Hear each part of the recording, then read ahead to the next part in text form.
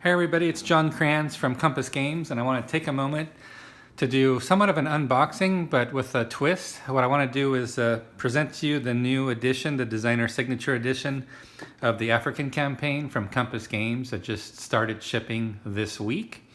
And let's go ahead and contrast that to what this new edition was based on. It was based on the second edition Jedko release, which dates back to the 1970s. So the designer is John Edwards, and here we can see the box art for the original. Had a little bit of a wider box spine to it as well. It had some mounted maps in it, which we'll see in a moment. And here's the back of the box. So again, this dates back to the 1970s. Again, by John Edwards, the second edition Jedko release. As an FYI, there was an original release in a very large flat style box, and also Command Japan released an edition of this game as well.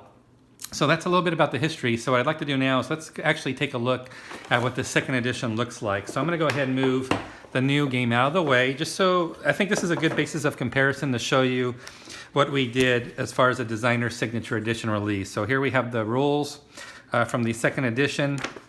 Pretty straightforward, you know, black and white, a few illustrations, as you can see here.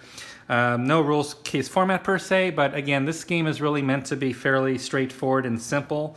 So you're not going to see a lot of illustrations or diagrams in the rules themselves. Overall, a pretty straightforward and nice design by John Edwards. And looky here for a little bit of history. Here's some other games released by Jedko Games. Always fun to take a peek at that. So as far as the components themselves, and I want you to keep in mind, we're going to contrast this to the new Compass Edition release that I've worked on. This is the Axis Order of Battle chart, so it actually has a little map inset to show you some of the units, where they would set up, so you would use that for the map portion. And then we've got the reinforcements, etc. beneath that, and then there's some Axis step reduction information as well. So that's it for the Axis player. There's nothing on the back. Same thing, of course, for the Allied player, so we have more. The game starts, excuse me, December of 1940, which is Operation Compass, is the launch of that operation, that offensive. So here we have, again, at start, we do have a few more units for the Allies because they're going to be on the offensive to start. And then these are the reinforcements for the game as well. And then the same step reduction and unit substitutions, which can take place during play as well. So we have at start, reinforcements, the little indicator here with the black stripe, those are units that have to be withdrawn from play as an FYI. And then again, we have step units that can be replaced. So multi-step units that have more than one counter can be replaced. So we're showing the designations here. And then there's the concept of unit substitutions here. So that's a little bit, again, nothing on the back, a little bit about the unit substitutions. Now the turn record track is not on the game map itself for the second edition Jedko release from the 70s. So here we have the turn record track. There's 2 turns per month, basically is what this is showing, turn 1 and turn 2 per month. And then there's Axis air power, there's Allied replacement tracks as far as what's received in the game. This is all predetermined values here. So again, a pretty straightforward turn record track. Now let's take a look at the map itself. Okay, I can send in, do a friend a favor, and I can submit and send this off. I don't know where it would go. It's been over 30, 40 years, so I guess I could always try that and see what happens. A little feedback card. So it's mounted maps. These are mounted maps to Jedko version, so my apologies that this one took somewhat of a direct hit, as we can see here. So I'm just going to pull the maps out. It's a very, what you would say, a rectangular, thin landscape mode game. So here I've got 3 of the 4 map sections in the camera view here, but if I move down a little bit, I can get in the last section here, which you can hopefully see.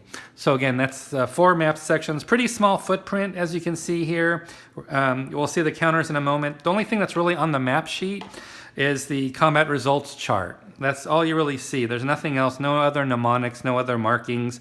So basically you've got a map, nice mounted map, great for the 1970s. And then of course here's our counter sheet Again, looks real good. I'll pull it in here just so you can see the Jedko 2nd edition release. Pretty straightforward. We got some air power. We got all the ground units here, all using NATO type symbology. We've got some minefield markers that can be placed by both sides. Not too many counters, which is great. So really a nice freewheeling game. It does have a back side here, minefield effects here of what happens when you have a unit enter a minefield. Might be no effect, or there could be some harsh effects as well. And then these are some of the step reductions. And again, some units might have more than one counter. Those are for the unit replacement substitution. So that's a little bit about the Jedko release. I'm going to go ahead and put this back.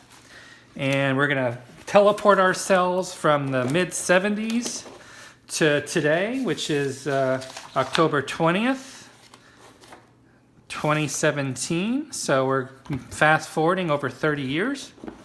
So thank you. If you have this game, it's a great game, and we're very happy we could do a new edition with John Edwards. So here we have now the new release, the Designer Signature Edition of African Campaign.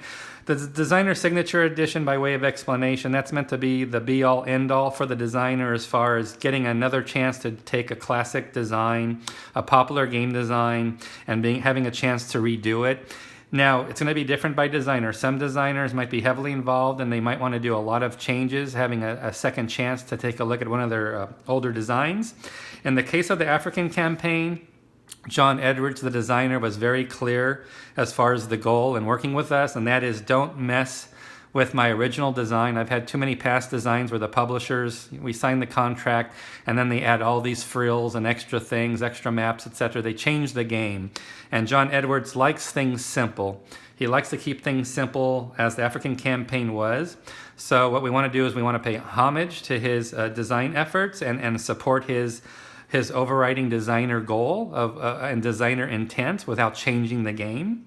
So that's what we did here. So here it's a little more of a slimline box treatment. We have no mounted maps. Here we see the back of the box. The first thing you'll notice now, hopefully, is for Designer Signature Edition, we always try to supersize the game components, meaning larger game components.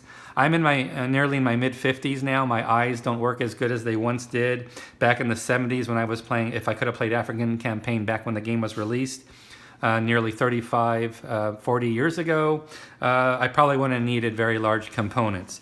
But here we've gone to a very large map, nearly 2 map sheets in length. We've gone to 5/8 inch counters. Very nice. So we've supersized everything. You can see already with a sneak peek of the map itself, we've added some charts and tables. Again, that's mnemonics. We want to make, as part of the Designer Signature Edition series, we look at the rules, we look at the charts and tables, we look at the unit counters, we look at the map sheet. We try to figure out what can we do to provide players more guidance and more play tips and more reminders of the game system. So that's what we're doing with the game overall. So I'm going to go ahead and open it up now. Let's see what we have inside. So this game literally just arrived. So first we have a nice brand new catalog from Compass Games. Really huge catalog, including some very special pricing through the holidays. We have a holiday sale going on with up to 40% off of retail. So we'll talk about that another day. That's going to be a news item on ConsimWorld. We got a single 6-sided die, which is all the game needs. So short and sweet. Next we have here, here's our first effort to improve the game, and again to do our best for John Edwards to support his design. We have a table of contents added, and then you'll notice pretty much right away we've got, it's full color, and we've gone to the SPI rules case format. So that's something I do with all games that I work on. It's what I did with Consim Press when I was publishing under that label. And it's what I'm doing for Compass Games. So we're adding the rules case format. And what's really interesting about the rules case format for this game, which is actually it's somewhat humorous, I didn't realize this. In the original rule booklet for African Campaign, there was no movement section in the rules. So literally it's the only desert land game, it's really the only land game I'm aware of that doesn't have any movement rules at all. So what happened was the rules are a bit longer, but you know why? That's because we added a lot of clarification and we added a lot of content. So SPI had some boilerplate text that would be needed for movement, zones of control, things to really help, sort of fill out the rules as far as all the available mechanics. So that's what happened here. So you've got some extra rules, but you've got a lot more illustrations, and the goal is to make the game very, very teachable. We haven't changed the system. We haven't tinkered with things. So we've got here the standard game is, I would call it nearly equivalent to the Jedko's second edition release. We did have some research we did. Kim Mines helped us. We had a few players do some research for us about some past printed articles on the game, some variant rules. So there were some suggestions. We went ahead and we promoted those to standard into the game. But again, very minor, just a few rule changes, nothing major. I do know the victory changes.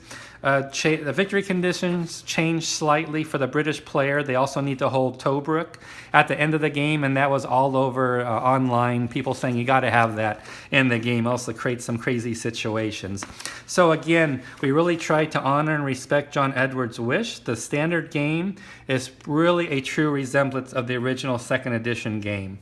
So again, we've got it all spelled out.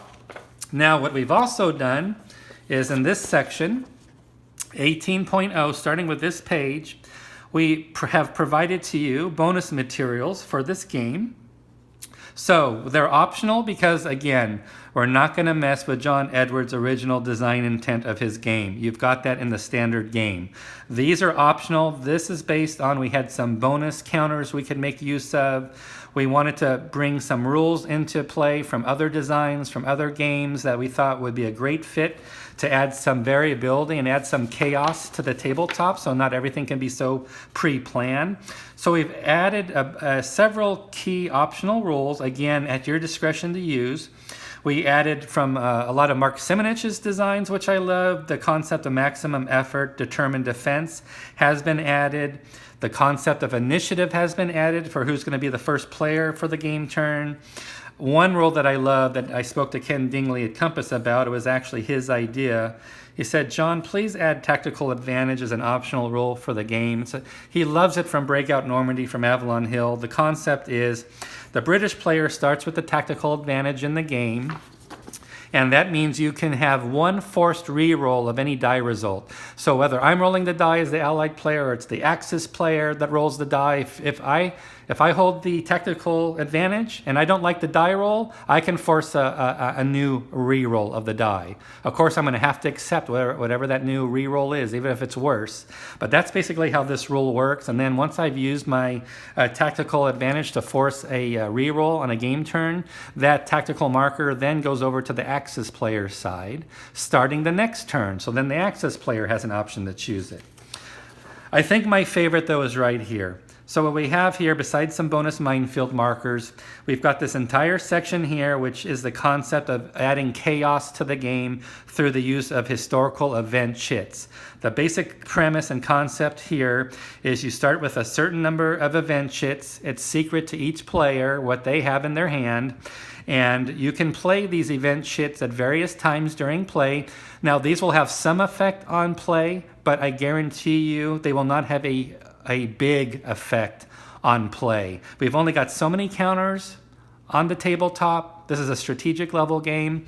We're not going to be introducing these events that are really going to swing the tide of battle in one fell swoop, just like that. That would really imbalance the game. So we took extra care here to make sure the historical events have a small influence on gameplay, but in influence they will have nonetheless to add some chaos to the game.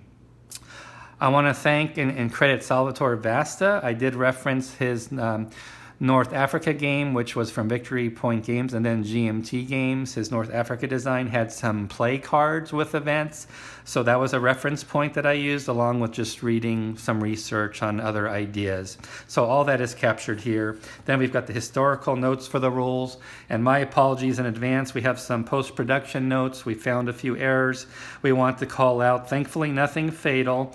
The bottom part's actually just a clarification, and we missed a letter or two on a counter for a marker. Nothing ultra major. Still disappointed nonetheless. And just to let you know, for the counters that had slight misprints, I think there's a total of 4 counters, slight misprints, nothing major, doesn't affect the values on the counters, for example, so it doesn't affect gameplay, and it's all captured here. But we're going to have a Paper Wars release in the future. I'll make sure those 4 units, the 2 markers and the 2 combat units, get added to Paper Wars issue, so you can get those replacement counters that way. And also, really lucky, I'd like to put in a plug for my next project for Compass Games. It's Red Star White Eagle from GDW, an old David Williams design, very popular, an awesome game. We had room on that counter sheet for those 4 counters. So these 4 counters are actually going to also appear in the Red Star White Eagle counter sheet as well as an added bonus. So just a little note there. And then we added to the back a sequence of play which didn't exist before really for the game. So we've added that to the back, a little key code here for how to read the units. We added some mnemonics, turn of entry or setup hex location. We added some tank icons for the first time to the game, which indicates it's an armored type unit at full strength. When they're not at full strength, they don't have the icon anymore. And then a full breakdown explanation of the turn record track, which is now going to be on the map and not on a separate card. And it's probably hard to see the last section here. We've got some rule notes. We added some rule notes as helpful reminders, again with all the rules case references that you can easily look up. I think these are the most important rules to keep in mind. So again, a lot of work went into the rules to really make it a marked improvement over the original. That was our goal with Designer Signature Edition. Now what I have here are 2 identical player aid cards for each player. 2-player game, combat results table, which actually takes on the Japanese Command Edition version, where we have the top row is the result for the attacker, if any, and the bottom row is the result for the defender, if any. So a little bit slightly looking different combat results table here if you look at it. We added some notes about combat results as well, which is somewhat new, didn't have it in the original release. And we also added some nice notes around the terrain effects chart. And here's the Axis infantry replacement and field table as well. So these require a die roll. So that's your table for Axis infantry replacements and field, as supply plays a factor in the game. So again, that's the front side of the card. And on the back, this is all optional. We've got the optional player event summaries. There are some markers we've added to the game, which I've mentioned already: the tactical advantage for the reroll, the maximum effort, the determined defense, and the initiative concepts. These are all optional to the game. They're not John Edwards Signature Edition, signed, sealed, and delivered, but they're items we wanted to add as the project team as bonus material and options for you as a player. And then, of course, that core optional rule that I just mentioned, which I think is going to be a lot of fun, is here we have all the different event sheets for the allies and the Axis player, and the what the results are. And one interesting thing about the event sheets, they're not automatic. They're not automatic when you play them. You have to roll for success. So nothing's a given in the game, and that's the chaos element. So you have to roll for success, and then if you're successful, you can see and you can learn here quick reference of what the result is in the game. So very simple, and we have 2 of these for both players right here. So I'm going to set these aside. Of course, everything's full color, which is going to be another great addition. And here we have a oversized, much larger than the original Jedko 2nd edition version. Here's a much larger 11 by 14, I believe is the size here. Just looking at it, very big, very easy to read. Here's the game term numbers added, can't miss it. Very clear, big bold-face type of what that turn is for the month and date, where the setups are, and we've added the setup locations to the counters as well. The concept of substitute units and step reduction. The Axis replacement and field table is listed again. We had room for it, and we had some quick notes around the eliminated Axis units. So again, nice oversized that fits the 5/8 inch larger counters, as you can see here. Very nice job by Todd Davis, who did the charts and tables. Of course, the same thing for the Allied order of display that we see here. Same concept, replacement units. Notice here we have withdrawals and returning units as well in this game. So if I try to zoom in here a little bit, we have some special things going on where units have to be withdrawn from the map, or they might come back later. Very clear and easy to follow. We got, again, the step reductions are again mentioned here, unit substitutions. pretty straightforward, real nice looking. Again, this is going to accommodate you, be really nice setup during play with the extra large units. And speaking of the large units, let's say hello to the counters of the game. So here we go, 5/8 inch counters. Now obviously we have more markers here because we've got the optional rules. We had bonus material. So we added bonus minefield markers that are optional. We added a game turn marker, which I don't think the original game had a game turn marker, so maybe that's not a big deal.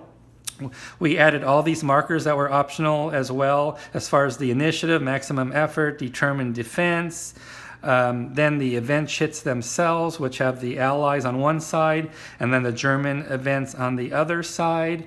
We can see we've upgraded the components. We've got the icons for full strength units. For armor, we've got the air unit silhouettes as well. Again, so just a really nice job, I think.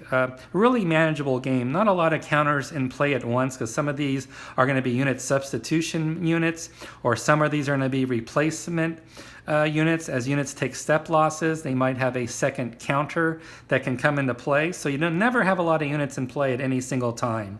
So again, that is a nice final look at the counters. I'll zoom in just so you can see the front side just a little bit. I hope you like them. Again, 5/8 inch, they're going to help me with my aging eyes and be very easy to handle. So if we're going to go to 5/8 inch counters, what's that mean to the game map? Well, that means we're going to supersize the game map.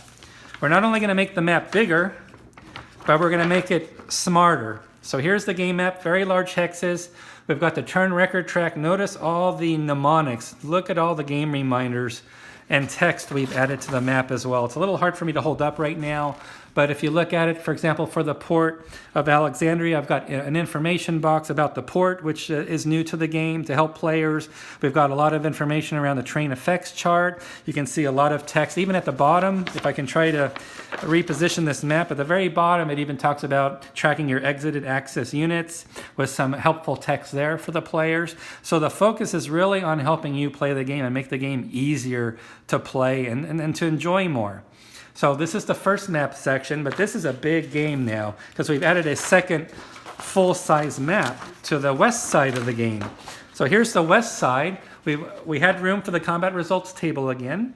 We've got some helpful tips about Tripoli. So again, we've got some helpful text there. The access fuel track has some reminder text as well. And boy, I wish I could show you this full map set up. I'd have to move my phone, camera, and it's just not going to happen right now. But boy, this is going to be a beauty to behold, let me tell you. Really nice. For those of you that are older like me that really want to get spoiled with a classic game, that is what the Designer Signature Edition is all about. That's exactly what we're shooting to do. So again, just to recap, if you've bought the game, I want to thank you for your purchase. It's my first completed project actually with Compass Games. Just to let you know, today we've also announced the release of the Vassal module for this game for those who want to play online. In the Vassal module, I worked with Joel Toppin, and we also fixed those unit counters that had just a little bit of errata. Some of it was just typos, nothing major. All that's been fixed. So anything mentioned in the rules as far as corrections, they're all already in the Vassal module, as I mentioned. So again, really happy about that. I'm also working with Bill Barrett at Sun Tzu, who works on the Sun Tzu game boxes. That's something that I use often. And we're going to be doing video tutorials on this game. So once I get, the Vassal is already released, get that today. But I'm waiting probably for the Sun Tzu version because that's what I'm more familiar with. And it just works a little bit better for me for my video tutorial, so I'm planning to do that in the very near future. So again, you can find the rules online at the Compass Games website. Just go to the African Campaign product page, look for the Rules and Downloads tab. You'll find the rules available online for PDF, etc. You'll find the link for the Vassal module. You'll also see later when it's available the link for Sun Tzu game box for online play. And whatever online discussion forum links, etc., etc. So again, I hope this was a good walkthrough on what the Design Signature Edition approach means and what we do with our designs to make them more thoughtful and smarter and friendlier and bigger and sexier. The next one up is Red Star White Eagle. a fantastic GDW game that's going to ship in December. Please pre-order it. You're going to love the game. It's really a collectible item, and that's going to be my second and next project from Compass Games. So thank you so much for watching this video. I hope it was helpful to you, and look for future video tutorials as soon as I can get them produced. Thank you and take care.